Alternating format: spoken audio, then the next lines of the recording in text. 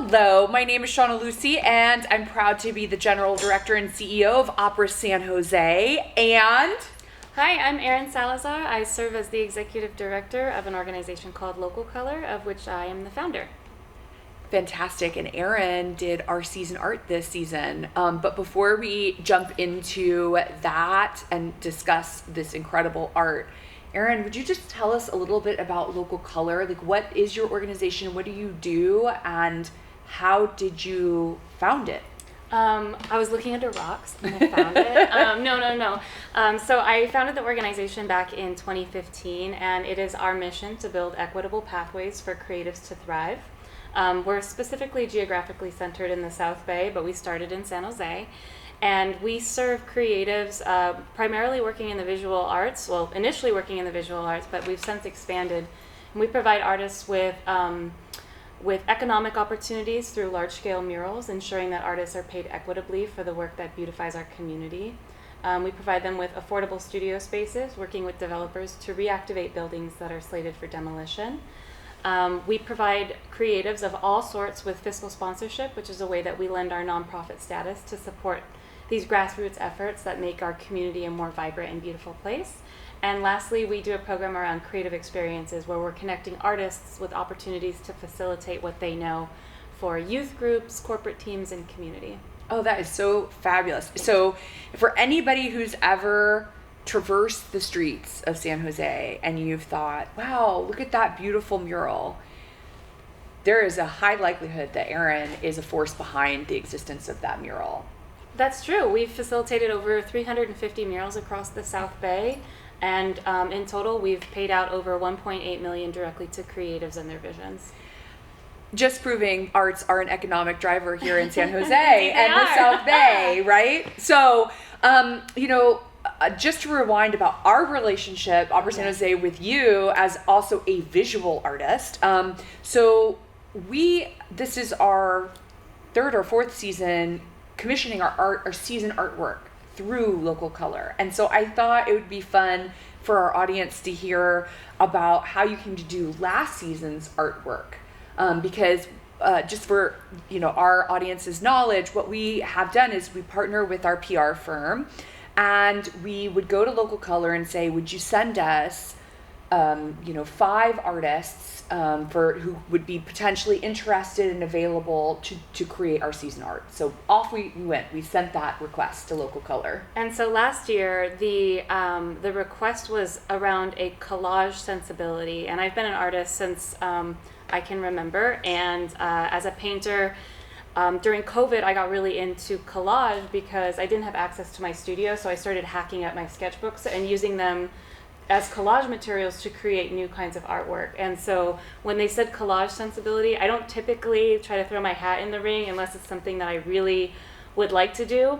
But then I learned more about the commitment, and I was like, okay, I can't do it. I don't have the time, and then this is a really important partnership for us, and I don't want to bite off more than I can chew. And so we sent over 4 portfolios when we were supposed to send over 5 portfolios. And so I was like, fine, throw it in. I'm not going to get it anyways. Surprise, surprise. Here we are 2 seasons later. Exactly. So we looked at and all of the artists were incredible. But Erin's artwork, we didn't know. It's like a blind audition. We didn't, I didn't know you personally before that. We were just looking at the art. We did not look at the name associated to the art, with the art, the portfolio that had been sent over. And we knew right away we wanted you to do the artwork, and then surprise, there it was. And I was like, oh no, I mean, yay, but oh no, I have to do it. And I was just over the moon to be able to make a little space and make this happen. It's, I was saying to Erin before we started this conversation, because I also continued to work as an artist while being an administrator, those artistic projects that come to your desk and you say, I don't have time. I have so much work. I need to be focused on all this other work that I'm doing.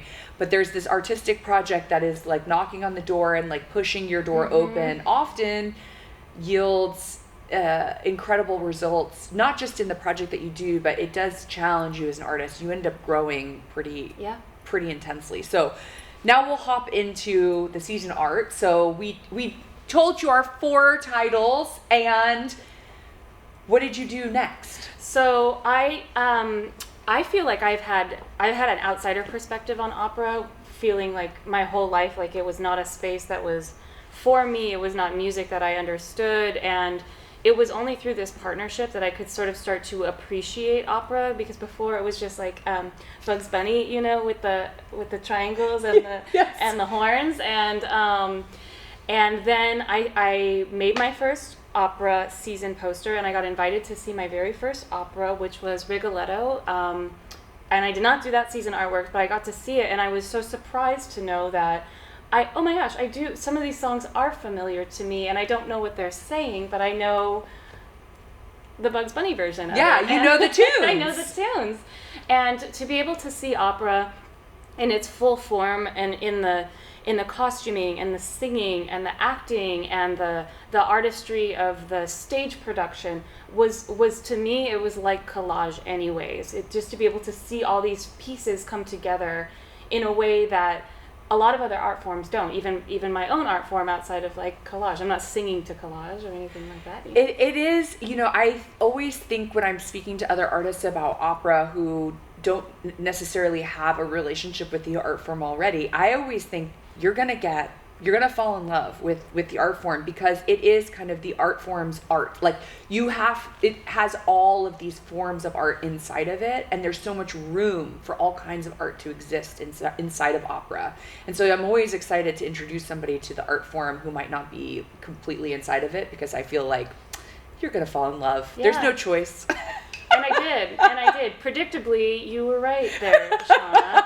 And so when you gave me the season titles, not knowing anything about it, I heard the words Trojan horse. We have the war horses of opera this season, and I was so excited because there is so much I don't already know about it. And so from an outsider, I knew nothing, and dare I say, I borderline still know almost nothing about these 4 operas. They're going to be a surprise to me too when I see them for the first time. And that's the way I like to come into projects, because then I'm able to ask questions to Shawna, who tells me, you know, I get the titles, I don't research what they are, and I get a brief description. And from there, I sort of like simmer on it, and I ask a bunch of questions about this brief overview, and then we hop on a call, right? And then on that call, I'm able to ask some of these like more fundamental or foundational questions about the way the opera is structured. And it's like, oh, it's about love. And I'm like, is it about like friendship love? Is it about maternal love? It's about, you know, because it can be so multidimensional. And I feel like when I go into these pieces, I'm able to ask these questions from sort of an outsider perspective that gets to like this like nugget or root of it. And that's the way I like to approach each one of these pieces. And it's always a treat for me to get to do an opera plot like on the quick. Right, so here we go. Let's talk about the first one, Così fan tutte. So I say to Erin, this is Mozart's Temptation Island. This is Love Island, right? The orig. If we're totally honest. Mm-hmm. Here we go. We've got 2 guys. They've got girlfriends. They take a bet that they're going to pretend to go away, and their girlfriends are going to fall in love with some new guys who show up, and that's the opera. But it's set to Mozart's genius music. Mm-hmm. And so, you know, it is a kind of storytelling that obviously is compelling for centuries, to the extent that, is it Temptation Island, or I can't remember if it's Love Island. I think it's Love Island that has... I don't know what Love Island is either. Well, it's one of these reality love dating shows that is so popular right now that bars are showing the season finale. They're like having watch parties at bars. Wow. So, you know, it's in the Mozart too. So here we are. We have our first piece. So we talked a lot about the Mozart and the kind of themes of the plot, which... You know, technically the title means that's how women are, mm-hmm. But that is not what Mozart wanted to call the opera. He wanted to call the opera School for Lovers. And so we went from there, and tell us what you did next. So I use a lot of the open source materials from from the Metropolitan, from the Smithsonian. So I'm going back into the archives to try to find things that sort of resonate with me visually, stylistically, color-wise, and I do them. I try to do them. I do a one big wide swoop, but I really like to use things like vintage etchings.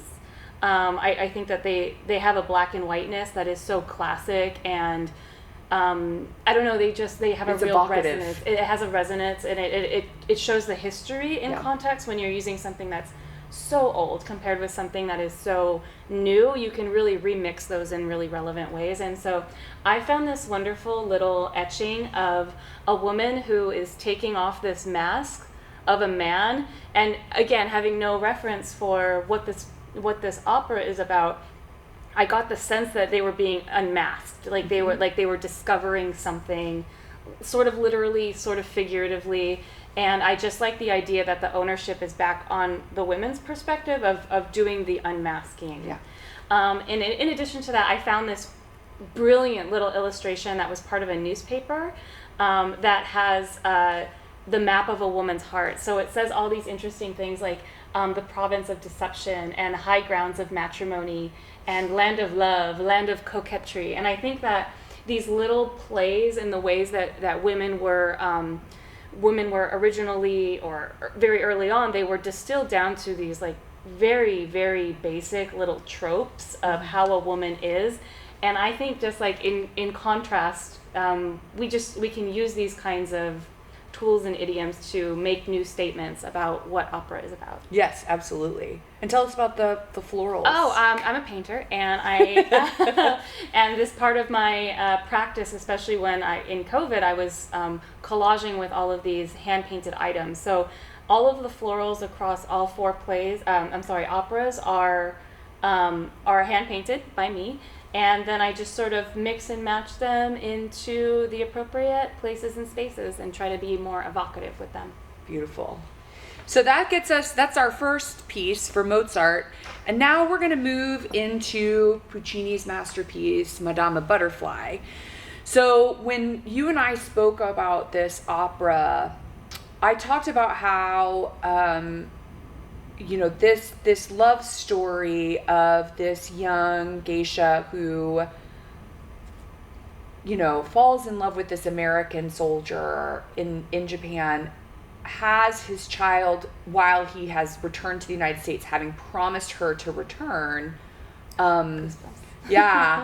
She's waiting and waiting and waiting, and he does finally reappear, but with his American wife, and the tragic conclusion of that relationship. We talked a lot about themes of imperialism because there's the imperialism is inherent to the piece, but I also talked about not just like American imperialism, which Puccini was certainly grappling with inherent in the piece, the imperialism of the musical writing, but also kind of the imperialism of humanity over that female body, like motherhood, the female form. And so tell us how that informed the way you approached this piece. This one it came together so fast because I could see it right away in what I thought I wanted to evoke through this. And I have goosebumps, like kind of just describing it, even when I was describing these pieces to my husband, who's also an artist. I was describing the work, and then I was trying my best to describe this opera I have zero familiarity with, and I was getting choked up even just describing. It's it's one of the greatest operas ever written, which is why we continue to do it. I can't wait to see it. Even with its very complicated material, right? It invites us to have really complex conversations that are not comfortable. And so with this piece, I found this vintage piece of a geisha who looks sort of shy and demure. She had a red, white, and blue kimono on, which really resonated with me in a way because it was subtle enough to be subtle enough. Yeah. And then I had these etched butterfly wings from a vintage botanical or fauna type drawing, which I really love. And then as I was scrolling through, I was looking for flags. I wanted flag something, and I found this old George Washington celebration, something or another, that had these flags that were just out like this, and I was like, oh my god, those are the tops of the butterfly wings.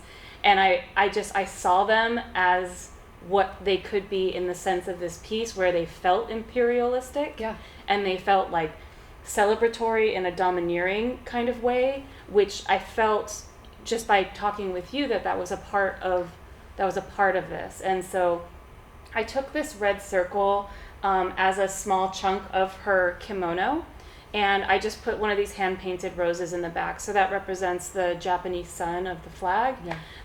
And I think this was one of the most simple pieces that I had created that to me has some of the most impact, because it just is subtle and moving in a way that was really difficult to describe, even when I was describing what I think this piece is about, but also what I think the opera is about, and that's to be discovered by me. Yeah. You know, it is so, it tells the story in a way that both hits your logical mind, but also your heart and soul. And that is what opera does.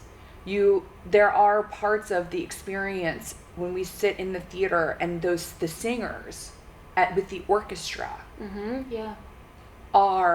they take us to a different land. I'm not sure that there's really language to talk about that transformative time when we sit in community in this like great expression of music.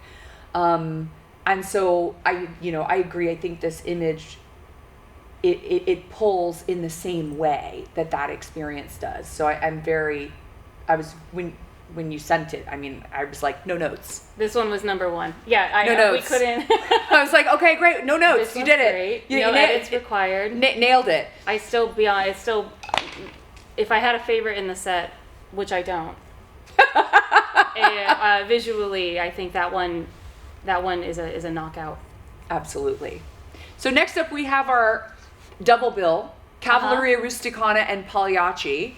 And tell us a little bit about this. When I said to Erin about these, I'm trying to remember, because it's a production that I created with Stephen Kemp for Lyric Opera of Kansas City that's been presented a few places and is now coming here. And I felt very passionately about these two titles.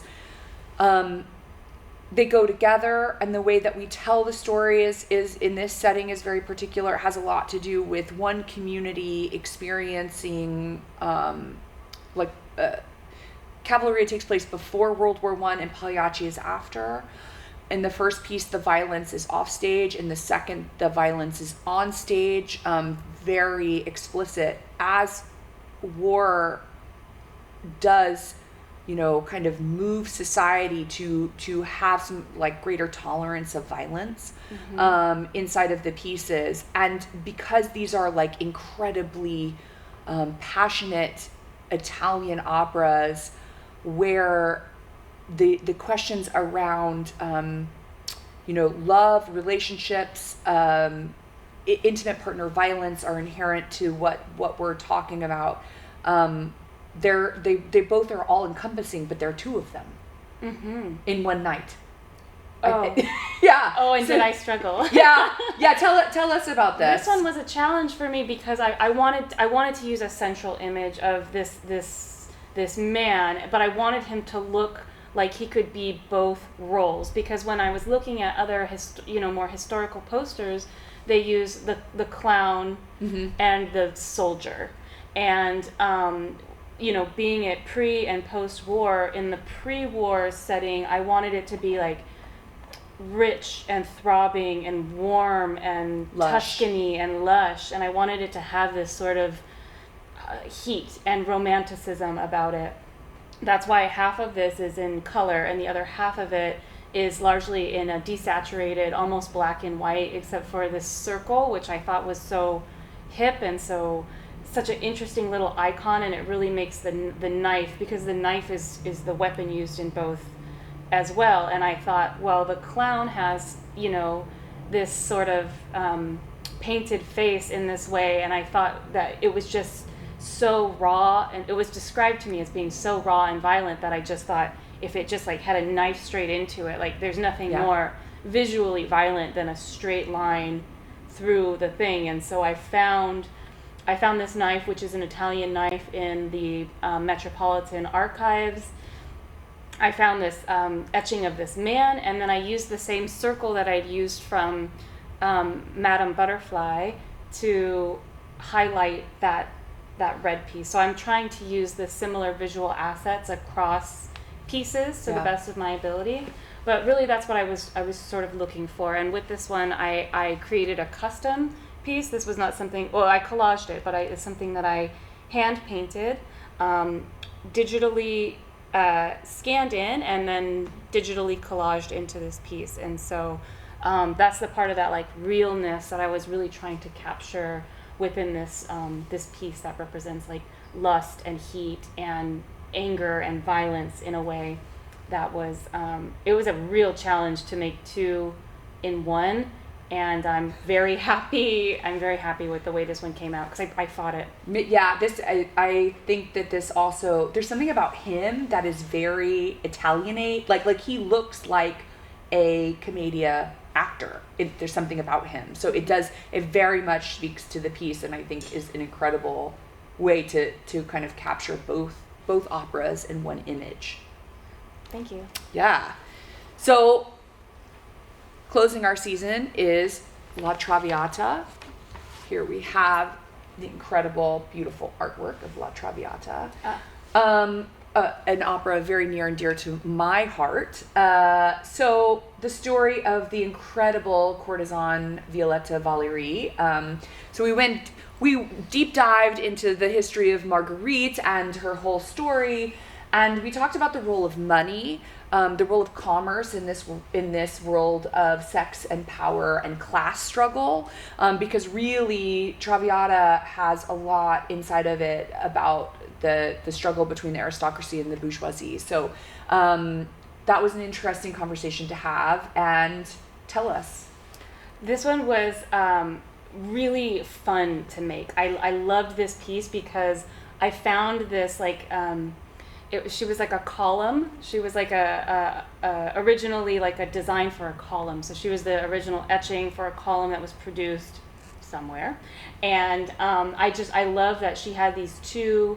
So they give me some keywords, right? When I work with the opera, they're like camellia and money, and literally and figuratively throwing money around, and this woman who's stuck between these two worlds. And so I found this amazing piece that I felt she looked sort of sad but glamorous and beautiful in the same breath. And she had this big headdress, and I thought, well, that's like a perfect piece to embody luxury and divinity in a lot of ways, and is often used in crowning. It feels regal in a lot of ways. And so that's where I found this piece, and that's where I knew I wanted to add my hand-painted flowers. But in the background here, I found these old banknote pieces that were from old banknote designs, and they were just in the archives. It's an amazing resource. The Metropolitan Museum, the Smithsonian Museum, several other of them have open access. And I found them, and I was like, these are so perfect because they embody, it looks like a banknote too. It looks like a dollar bill in that way, and I wanted to embrace that look and feel in this piece because something about it felt like very stamp and repeat. And so for this one as well, I had to make some hand-painted camellias, right? Yeah. With one of them being red. And so this big red one is bold, it's central. And then, of course, I think nothing says cute, beautiful, and petite like a lovely little bow. And so we stuck a little bow right on it. And so this is the piece I originally painted, and this is how I had digitally collaged it. And the circle that sort of acts as a dark shape to up the contrast there is the same circle repeated but color changed from the previous two or three of them. Yeah, isn't that fab? All right, now show us the season compilation, because every year we ask for a piece that takes elements from all the four operas and makes our season art. And so that, I think, is such a challenge, but Erin, you've pulled it off so well. Oh, amazing, because it is a challenge to put in this case, 5 different pieces together, right, because of the double bill. And so starting at the top, of course, we have Cosi fan tutti, which has the big heart that says the love of dress, the satin plains, the geography of a woman's heart, which I think is just so charming and problematic, and I love that. And then we have the eyes that I think are really emblematic of this piece that I created for Calf Pag. And then, of course, this knife that just goes straight through the middle, I think is still such a prominent and exciting image for this. I could not let go of this flag thing, because I felt we could take away the butterfly wings at the bottom and it still says Madama Butterfly, right? And so I have her, the sun, and the flag still very present in this piece.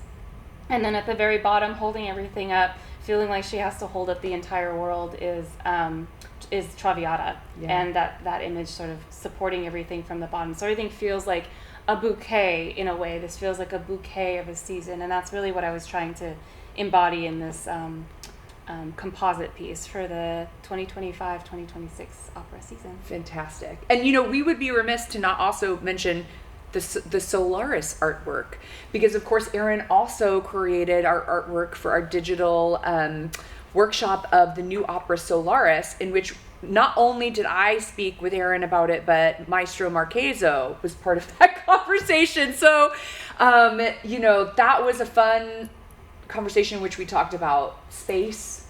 We talked about the unborn baby. We went deep into because the opera hadn't been written yet. So we were talking about the themes of what we know will be inherent in the piece, Solaris being a sci-fi piece that looms large, and satellites. So many satellites. Yeah, really challenging to get a more contemporary sci-fi piece that is rooted in the visuals of trying to still use etchings, trying to still use these vintage pieces. But when I was looking back through this source material, I was finding some of the hippest imagery and iconography that I've ever seen. And so to be able to remix that into one single piece that hadn't even really been written yet, and I was just trying to extrapolate little pieces and themes and underlying messages, and I was like, is the baby sinister? And they were like, no, the baby is not sinister. The baby is all seen. It's a good baby. It's a good baby. Yeah. We learned. I learned. But asking all these questions because I don't know, but it seems like since it hadn't been written, it was still living in a space of design. Yes, exactly. Mm-hmm. And it was very fun to look at a lot of different satellites and think about those satellites and the baby and how these images come together. And I think, again, you pulled it off so well. Thank you. I was referencing a lot of these sci-fi, 1970s, future retrofuturism to bring this piece together. And through that way, I was able to pull together some really cool elements that I think make the Solaris collage a lovely 5th edition for the whole season. Yes. Now, Erin, while we have you, I thought we could just talk a little bit about what it means to you as a artist here in San Jose in the South Bay to cross collaborate to kind of, very different worlds, opera making and visual art, but in our environment here, what does it mean for art organizations to work together, do you think? I think it's incredibly impactful for art organizations to be able to work together in an area that sees so much turmoil and change and lack of supports for creatives that really drive our industry, drive the economy to come and participate and witness opera, to see our public spaces be enhanced by visual representations of our own culture, I think is really important.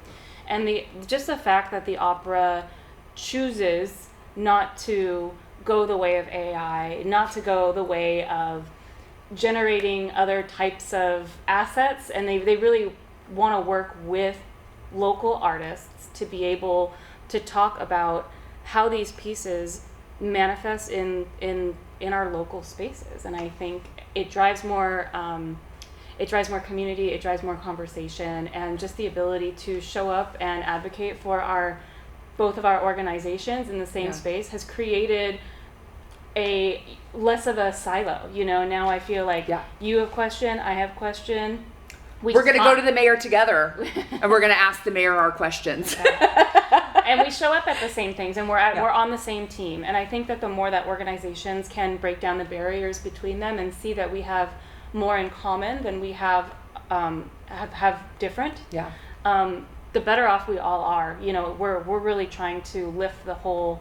Rising tides lifts all ships, right? Absolutely. And we do that better together than we do in our separate little bubbles. So to me, it's extremely meaningful that for the last 4 years we've been able to provide that support.